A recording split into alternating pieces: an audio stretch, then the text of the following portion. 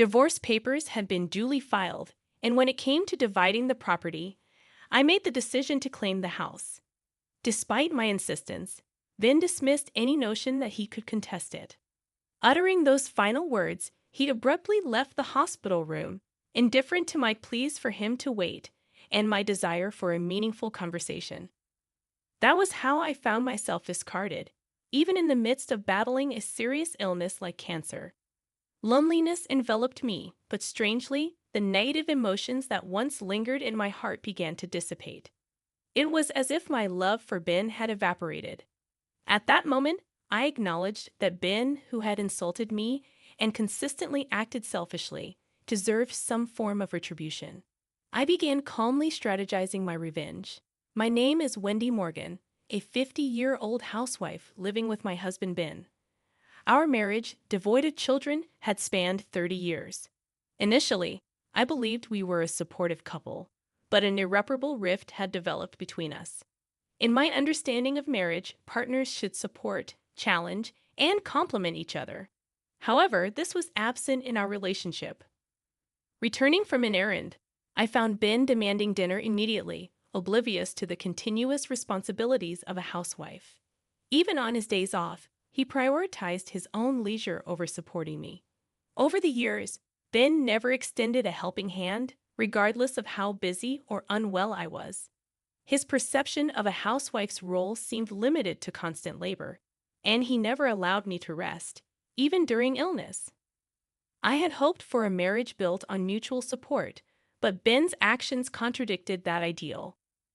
The early days saw me attempting to bridge the gap, but Ben remained resolute, asserting his belief that as a housewife, I had no grounds to complain. Love had long faded, and I didn't anticipate unwavering support in everything. Still, I longed for simple kindness during challenging days.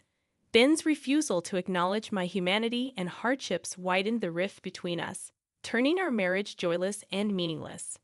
I grasped the situation more acutely than anyone else.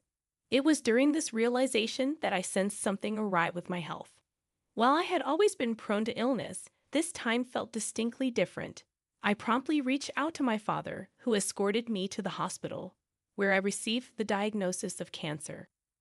Fortunately, it was detected early, and the doctor assured me that I could commence treatment immediately. Eager to begin the healing process, I implored my father to bring only the essentials from home. Hastily, I navigated through the hospital admission procedures. Unable to meet Ben that day due to his work commitments, I conveyed the disquieting news to him through a brief message.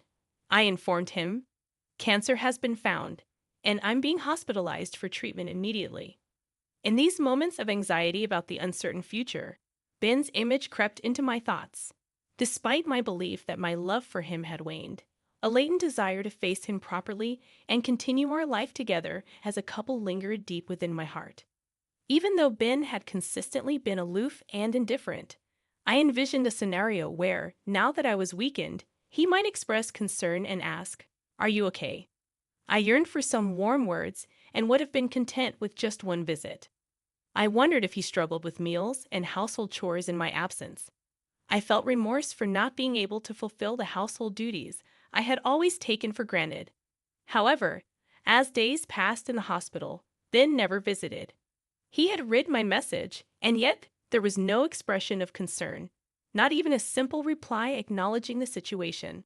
His apparent indifference despite my serious illness shook me to the core, causing profound pain. Realizing the futility of my expectations, I decided to stop anticipating anything from Ben. With this newfound mindset, I faced the grueling battle against the illness. The treatment was as demanding as expected, marked by enduring pain and suffering. The medication's side effects took a toll on my body, leading to many sleepless nights filled with discomfort.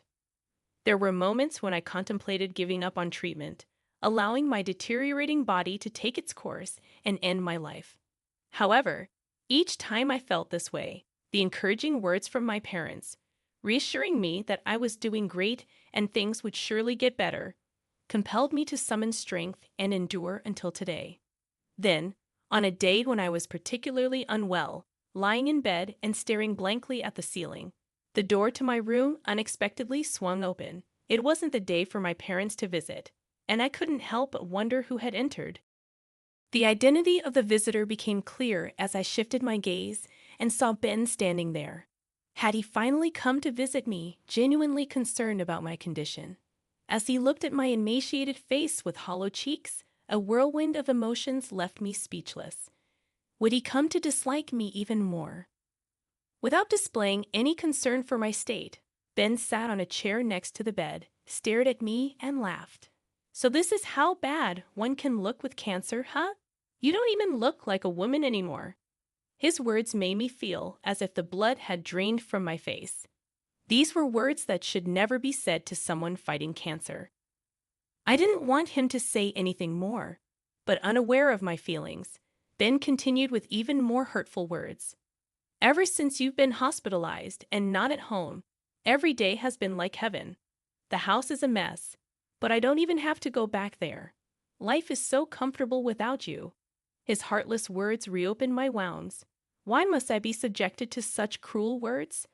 Why is there not a single word of concern from him? Although I wanted to vehemently criticize Ben, my weakened body couldn't move as I wished, and all I could do was silently accept his brutal words. I looked at Ben with a vacant gaze, and noticing my stare, he laughed condescendingly. Then, suddenly saying, "Oh yeah, by the way," he uttered unbelievable words. "Oh yeah, by the way, I've already filed the divorce papers. I'll be taking the house. As for the property division, you hardly have any right to refuse." The moment I heard those words, my vision blurred and twisted. Did he file the divorce papers without even consulting me? Why? As I was at a loss for words, Ben continued to speak. "I've really fallen for someone. She's 20 years younger, but I'm serious about her. I plan to be with her, so you're in the way." The realization that he was having an affair raced through my mind. However, then, having said what he wanted to, began preparing to leave. Wait a minute. Even as I said that, Ben paid no attention. There was clearly no love left for me in his heart. The realization was so painful that it didn't matter anymore. "I see. Understood." I said this, and Ben left the hospital room with a pleased laugh. After that, I endured my treatment with even more determination than before. Despite the hardships, I focused my will, resolved to completely cure my cancer and regain my health. 2 days passed like this. It might sound short, but for me, unable to sleep properly at night, those 2 days felt very long. I wondered if the divorce Ben mentioned really happened, or if he had said it just to unnerve me. The uncertainty was unbearable, but somehow I managed to continue my treatment. In fact, I had a trump card to completely bring down Ben. Even Ben, who seemed almost inhuman, would be thrown into chaos once he realized it. If panicked, he would surely try to contact me in some way. While waiting with this thought, Ben's call came in. Thinking it improper to answer in the hospital room, I pretended not to notice. But Ben persistently kept calling, even on silent mode. The continuous calls were too annoying. "I'm in the hospital room, and it's inconvenient to have my phone ringing, so please don't call." After sending this message, the calls finally stopped. But then came texts like, "Please let me talk to you just once. Please, I was wrong about everything. I'll apologize properly." Apparently, he had resorted to messaging since I wasn't answering his calls. All of his words seemed like self-defense. Probably, Ben realized why I accepted the divorce so easily. "Can I come over there now?" Faced with my silence, Ben seemed to have reached his limit and sent that message. Honestly, facing Ben now amidst my grueling battle with illness felt like nothing but pain. But if I refused, he would probably keep calling. So I replied, "Do as you like." My revenge was about to begin. Ben, who had unjustly treated me for so long and divorced without consent, deserved a severe punishment that would make him despise his life. I had been eagerly anticipating the moment when I could bring him down to the depths of despair. "Hey, what the hell is this all about?" Ben entered the room with a shout, his tone suggesting a palpable sense of panic. To an outsider, it might seem like he was overreacting, but given the circumstances, it was natural for Ben to be agitated. After all, I had been concealing an incredibly important secret, and the critical moment had arrived. I had no idea that you had assets worth 10 million. Why didn't you tell me how much you had? Ben spoke, placing my passbook on the desk, clearly displaying a deposit of over $10 million. I never mentioned it because you never asked. How could I imagine a housewife like you having so much money? If I knew you had this much, I wouldn't have divorced. That's not my problem. It's Ben's fault for divorcing me without proper confirmation. Stop with the pointless excuses. Despite his domineering behavior and divorcing me without my consent, Ben couldn't stop his selfish remarks upon discovering my assets. Why didn't you tell me? I wouldn't have divorced you if I knew. I decided to reveal the truth to the selfish Ben. The truth is, I accumulated this fortune of over $10 million through investments.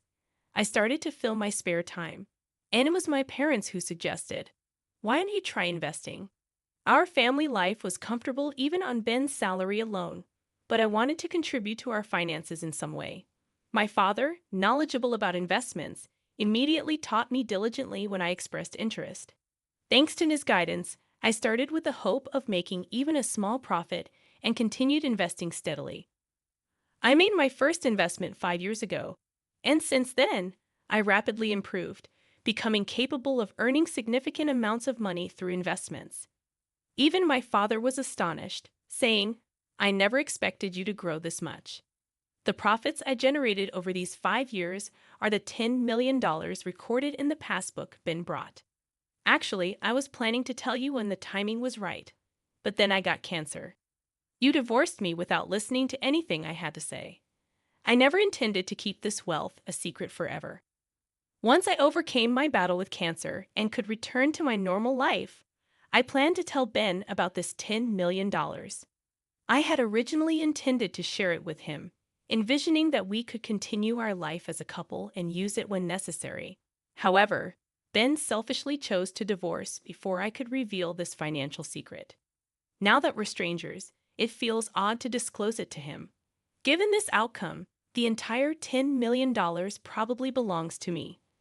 As I recounted my story, Ben's face flushed, and he began shouting, "If I knew you had this much money, I wouldn't have divorced you. It's your fault for keeping it a secret, so pay me $10 million in the property division. You need to atone for the sin of keeping secrets from your husband." Whether he was panicking over the reality of such a vast fortune or frustrated that he couldn't get his hands on it, Ben started saying the unthinkable. Since we were already divorced, no matter what, it was impossible to give him this $10 million. Still, Ben, seeing but unable to reach the $1 million right before him, started making unrealistic demands. In response, I unintentionally laughed, then yelled at me. "What are you laughing at? Stop belittling me. I've always been annoyed by your attitude. I never thought you'd be so cunning to have such a fortune as a wife. A wife's assets belong to her husband. You have to give me this $10 million. I never intended to keep this secret forever. I was planning to tell you, but you divorced me first. Stop making excuses. It's all your fault for keeping secrets." Without any recollection of making excuses, Ben became more enraged with each word I spoke, blaming and berating me. His shouting was too much for my head, still recovering from illness, and I couldn't bear it. Realizing it was futile to continue talking with Ben, who wouldn't accept my words and would surely try to make me the villain, I quickly ended it. "Enough is enough. You divorced me of your own accord, right? Who filed the divorce papers without my consent? I always thought your behavior was terrible, but I never imagined you could be so cruel. To think a person could feel this much frustration." Now my heart was filled not with the pain of battling cancer, but with resentment towards Ben. He should have realized that shouting this loudly would affect my weakened body. More than that, I couldn't suppress my anger towards this selfish person who sat arrogantly beside my bed, accusing me with words born from his self-centered thoughts. Do you know what I thought when I found out I had cancer? I thought that answering him might make Ben worry about me a little, be kinder to me, and reconsider his feelings. Instead, he didn't even come to visit me in the hospital. When he finally showed up, he told me he had filed for divorce without my consent and that he would take the house. How could he be so selfish and then come here criticizing me for having substantial assets? I've said it many times. I never intended to keep it a secret forever. I was planning to find the right time to tell you. You destroyed that chance with your own hands. I had never blamed Ben this much before. I had always forgiven his selfish behavior, thinking we were a couple who should support each other. I never scolded or reprimanded him, always enduring for his sake. But the reason I could endure and keep going was that I had love for Ben. I truly loved him. But now, I don't have any love left for him. All I feel is uncontrollable anger and disbelief towards Ben, who only speaks selfishly. How can someone be so self-centered? What kind of upbringing leads to such a lack of empathy? After all, a person who indulges in an affair and divorces without consent can't possibly have serious thoughts. I was too stunned to speak, realizing it was futile to harbor any doubts. Please, my girlfriend found out you have $10 million and says she'll divorce me if I don't get it from you. If I don't get this money, I'll be all alone. You still love me, right? Don't you want to help the person you love? So Ben's mistress also knows about my $10 million fortune. He must have carelessly told her. From Ben's story, it seems his mistress is also quite obsessed with money. Birds of a feather flock together, I guess.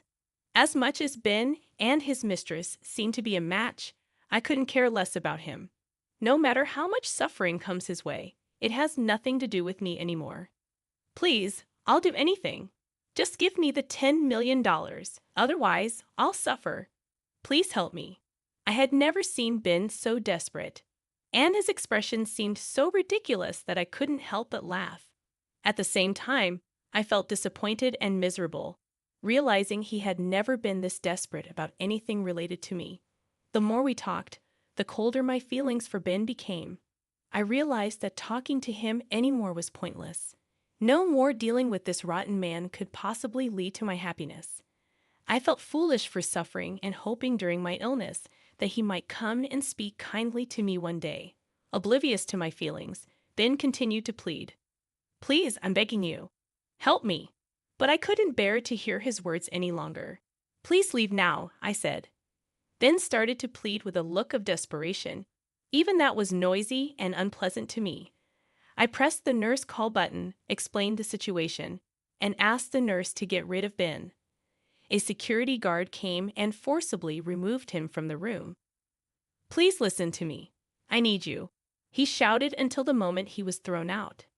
But I no longer accepted any of his words. Afterwards, he visited the hospital many times, but the nurses, knowing the situation, never let him near my room again. According to a friend, Ben, unable to get the $10 million, disappointed his mistress and was promptly divorced.